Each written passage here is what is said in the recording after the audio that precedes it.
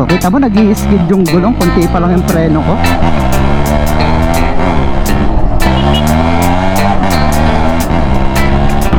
Wala tayong big bike, kasap sana kung big bike yung gamit natin, no?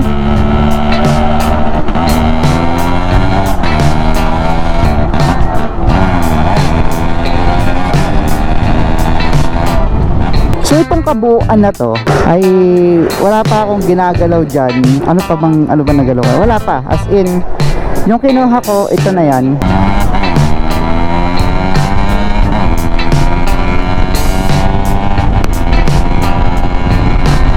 Kailangan meron ako ditong GPS na speedometer, oh, para makita ko kung anong takbo niya, kung anong kaya niyang itakbo, kung kaya pa ba niya ng 100 plus.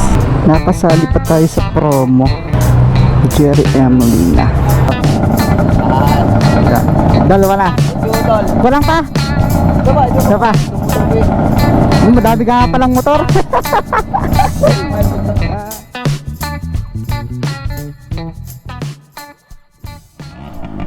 Alright, what's up mga kawasak? Ngayon naman ay gamit na ulit natin ang Suzuki X4. So ito, Suzuki din to. Wala lang, may pupuntahan lang tayong tambayan. Alam niyo naman siguro kung saan yan. Ipapakita ko lang sa inyo kung ano bang klaseng X4 to, kung ano ba yung talagang itsura nito, ano. Nalimutan ko pa sa inyong isa-isahin kung ano na ba yung mga laman nito. So ngayon, tawang-tawa akong gamitin siya sa malayo. Tapos pag narehistro to, feeling ko kayang-kaya nito yung mga Quezon lang. Tayabas, Lucban, ganun. So let me try. Kita niyo ba yung batak, oh?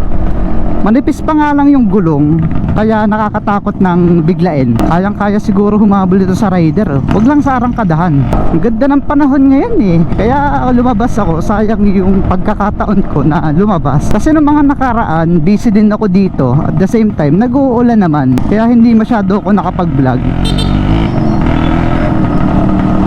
Ngayon, sinulit ko yung ganda ng panahon. Kaya pupunta tayo sa gusto nating tambayan. Wala na si Ezekiel, yung kasama natin last vlog, no? Lumawas na siya papunta ng Calamba kagabi lang din. So ngayon, solo na naman si kawasak nyo. Tatambay lang naman tayo doon at ipapakita ko sa inyo kung ano bang itsura talaga nito ng ating Suzuki X4. Ang ingay lang nga masyado, pero all goods na yan. Opya, kakatamad maglinis.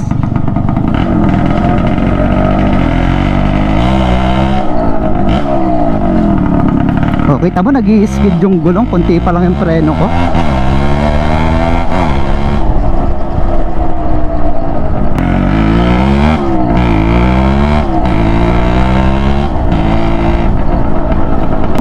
Uy, ginagawa na to.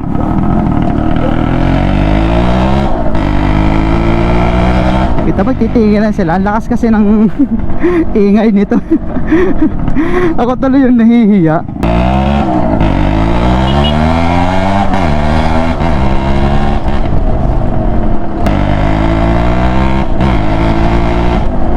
Kawawa sa akin makina na ito. Sarap kasi birahin. Kawawa lang din ako kapag may checkpoint. Expired pa yung rehistro natin, So by the way, mag-withdraw muna ako kasi wala na akong cash. Baka mamaya masiraan tayo,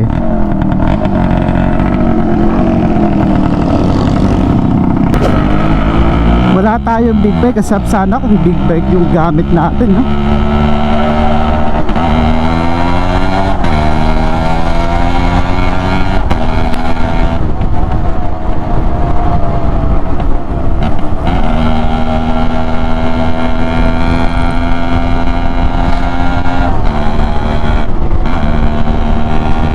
Ganun dapat yung mga kalapad na gulong, para safe na safe sa kalsada.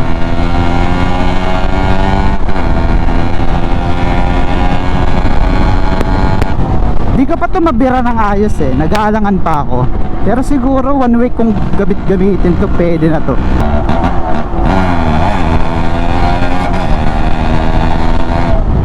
So alam nyo ba to, ang aking paboritong tambayan? Malapit lang sa bahay ng kuya ko eh. So mamaya diretso na lang ako siguro dun sa kuya ko.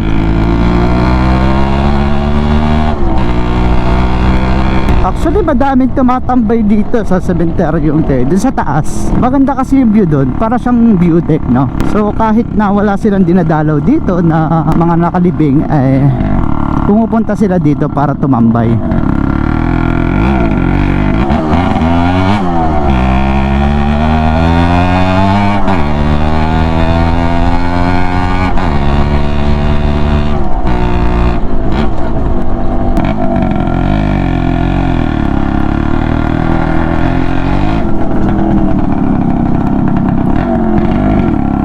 Ganda oh. Suzuki Explorer. Yan ang atin ngayong Suzuki. Nabili ko nga pala to sa Rosario, Batangas. At medyo may binago ako sa makina niyan. So ito naman, ganyan na talaga yung kanyang setup. Tapos ano pa nga bang ginawa ko dito? So wala, ito lang pinaltang ko. Yun. Tapos all goods na yan, all lights working, registro lang ang kulang, stock na stock. Itong front fender niya, siguro hindi yan stock eh. Hindi ko kasi alam yung stock nito eh. Tsaka itong shock, parang hindi na to yan. Wala man akong ginalaw dyan, kundi ito. Tapos lahat ng wiring. Tapos yung battery niya, may battery na din yan. 6 volts lang ang kanyang kuryente, kinonvert ko ng 12. So yun, may regulator na din. Medyo mababa yung hulihang shock nito. So parang gusto kong hindi napalitan. Lagyan ng lifter dito para medyo nakaangat siya. Ngayon kasi parang nakatingala siya eh.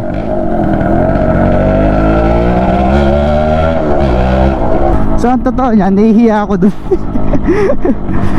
Pinagtitigilan ako. So titigil tayo somewhere else. Nakakaunti ang tao. Doon tayo tatambay.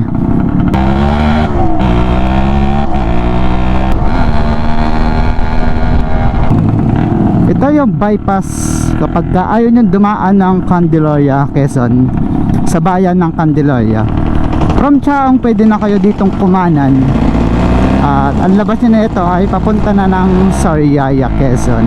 Medyo mahaba to ha, kesa kung doon kayo dadaan sa bayan. Pero payo ko lang, kapag madaling araw naman o kaya gabi na, doon na lang kayo dumaan sa bayan. Mas makakatipid kayo sa gas at saka sa oras. Ito kasing bypass na to which is mas mahaba sa aking palagay kesa dun kung sa bayan kayo dadaan.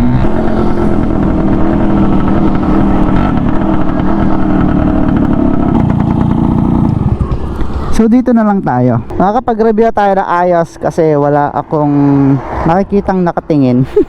Kaya kasi ako pag kami nakatingin sa akin. So itong kabuuan na to ay wala pa akong ginagalaw dyan. Ano ba nagalaw ko? Wala pa. As in, yung kinuha ko, ito na yan. Tapos yung manubela niya iba na din. Dito is stock.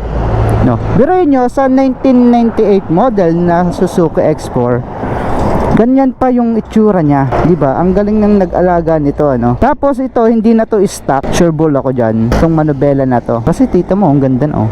Pero may pagkaluma na din eh. May tinabas pa nga dito para siguro magkasya itong shock. Tapos itong lifter ng manubela para hindi sumabit, sa akin na yan. Binago ko na yan. Silver yan nung nakuha ko eh. Ito namang upuan ay tabas na. Nakuha ko ng ganyan na din. Tapos yung taillight, stock pa.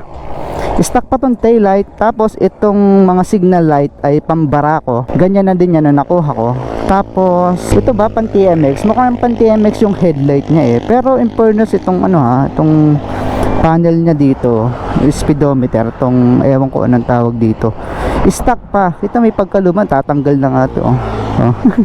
Gumagalaw. Ignition key switch, ewan ko kung stock yan na. Tapos gulong medyo maliit, kaya gusto kong palitan. Tapos yung shock niya medyo mababa sa hulihan, tapos mataas naman yung unahan. Ibinaba ko minsan tong unahan, ang baba naman niya masyado, sumasabit ako sa hams kapag may angkas akong isa. So binalik ko sa dati. Tapos itong shock na yan, para siyang nakatinga lang ganon, umorder na din ako ng lifter niyan. Tapos masyadong ang maingay ang ating tambutso, umorder na din ako ng silencer. Yan. Tapos stock pa yung hub niya, ganun pa din, itsurang luma pa din. Pero by 17 na ata wari ko itong gulong niya. So hindi na stock. Ang alam ko dito by 18 sa mga gantong sinauna. Tapos itong unahan niya, naka disc brake na. Nakuha ko yan na naka disc brake na.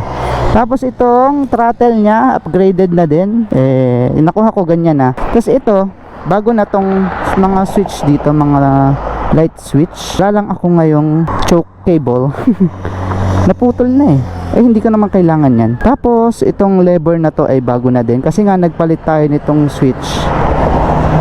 Pang rider 150 to, itong switch na to. Tapos ito ata ay pan TMX ang lever na yan.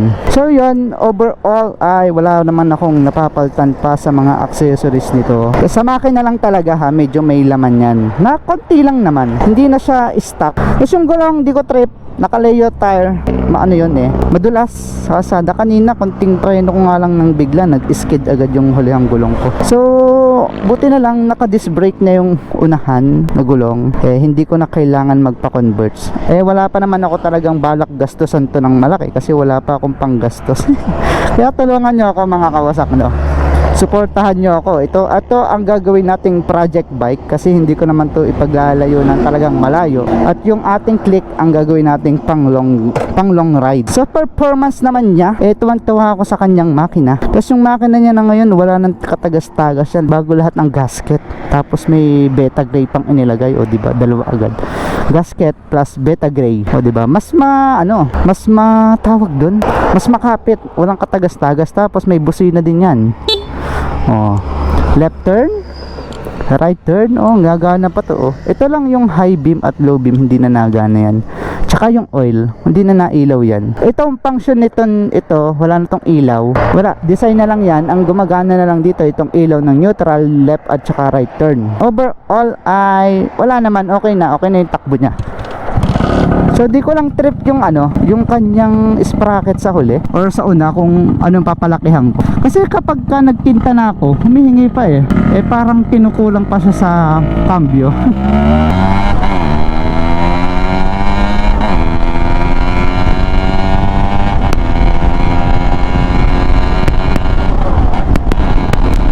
Padaan lang muna ako sa kuya ko kasi malapit na dito yung bahay ng kuya ko Kanina lang kayo magkasama pero pupunta na agad ako sa kanya.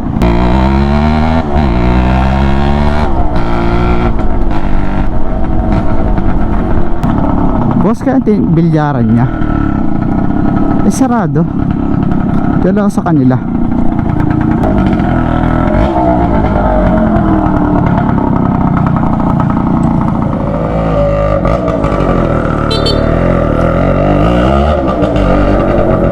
So yun. Nakikapi lang naman ako sa kuya ko dyan. Kailangan ko na nga pala magpagas. Kasi diba yung gas ko dating nung nakaraan pang 200, nung nailabas ko to sa pagawaan, ay naiikot-ikot ko na sa amin 2 araw. Tapos nagpunta ako ng Gisgis. Diba ang layo din nun. So tipid pa din ito, no? So ngayon pauwi na ako sa amin. Ito lang yung alaala ng ko dito dati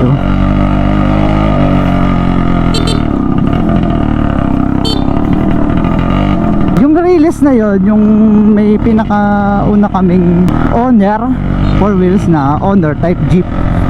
Ang lowered nun, dun sumabit. Di pa ako maalam magmaneho, ng tatay ko pa lang yung nagmamaneho sa amin. Sumabit dun, buti na lang yung taas talyer, no? Kaya naipagawa agad. Talagang kalat yung langis dun Inabot na tayo ng hapon. Pakita ko lang ilaw nito Kita nyo ba? Color yellow ang high at color white ang low. Actually hindi siya high-low Left right.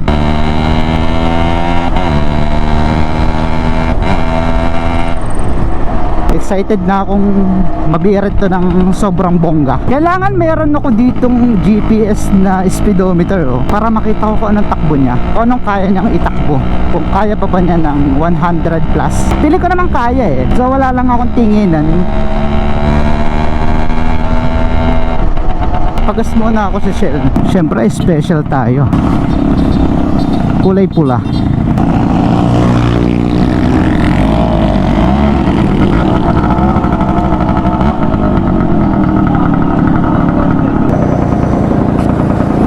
Nakasali pa tayo sa promo Jerry Emelina.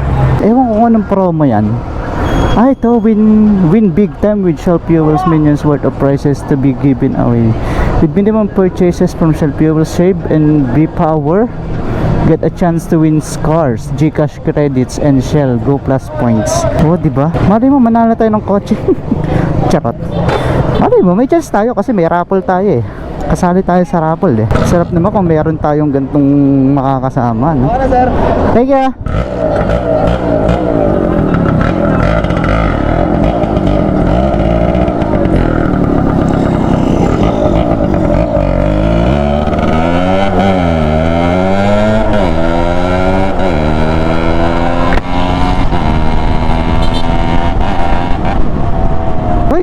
Dito te, pero 2 stroke. 4 stroke. Ito nga pala ilaw oh. Tama, left. Right, left, right. Quality yung ilaw natin. Hindi high low. Left, right. Gabi na naman sa Candelaria. Ganito na lang palagi ang buhay ni Kawasak. Saan lang mga Kawasak, no? Soon mag-ano ulit tayo, magagala pa. Pupunta tayo kung saan-saan lugar ulit sa Quezon Province. Ang bala ko ay sa Butas-Butas Cave sa may Mauban, Quezon. Saan lang mga Kawasak. See you on my next vlog. Ride safe always and peace.